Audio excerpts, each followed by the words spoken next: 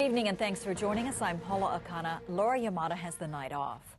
Officials have a mosquito mystery on their hands tonight. Entomologists with the Army raised a red flag about what they fear might be a new mosquito that could be a carrier for malaria. KITV4's Catherine Cruz has the exclusive story. Catherine, where was this mosquito found? Well, the mosquitoes were found in traps set up near Tripler Hospital. It's something the military does routinely, but it was found in October, and here it is January, and we still do not have positive verification because samples sent to experts at the London Museum of Natural History have apparently been lost in the mail. Aedes or Anopheles, that's the science talk. Aedes is the kind of mosquito we already have in Hawaii.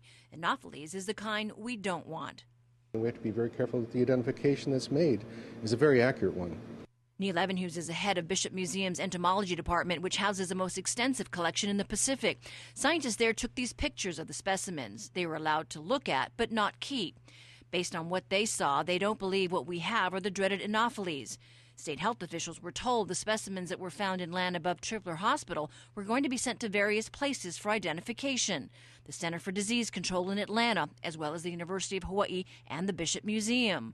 But we have now found out that all of the initial samples of mosquitoes were sent by the military to London, England, and now cannot be located. State entomologist Pin Jung Yang has been helping with the expanded trapping. These traps were set up in surrounding forestry lands near Tripler and were just retrieved today. So far, no new suspect mosquitoes. That's positive, but not having those samples for a proper DNA test is disconcerting if it turns out a population of Anopheles has been established here. It's a vector for malaria, and it eventually, even though it doesn't, when it hatches, it doesn't have the malaria parasite in it.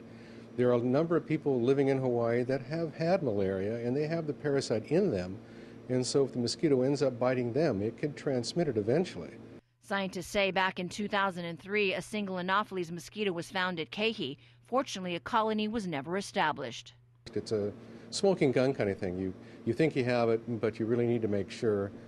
So we can't say that it's here yet until we can confirm it, and there's no confirmation yet.